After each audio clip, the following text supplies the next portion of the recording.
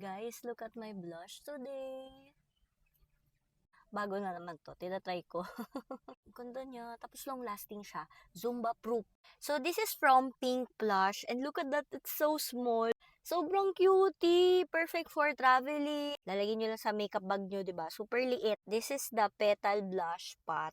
Tapos ganito yung doe foot applicator niya. Sobrang liit din. Meron siyang 5 shades. So, ang kinuha ko isa lang. Ito yung PP04 at ito yung merong shimmer among all the shades. So, this one is parang serum din. Meron din siya kasing mga skincare benefit. So, para tong skincare and makeup in one. Kasi nakaka-hydrate siya gawa nung kanya mga ingredients. Meron siyang nude, meron siyang pinks, meron siyang medyo peachy or orangey. And syempre meron siyang red. So, iswatch na natin yung PP04. Ganyan yung itsura niya.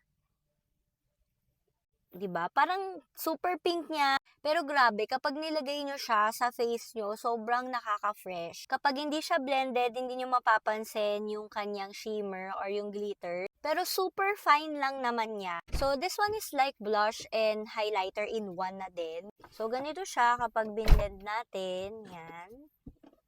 'Di ba? Hindi siya super talagang parang nakakatakot ilagay sa face.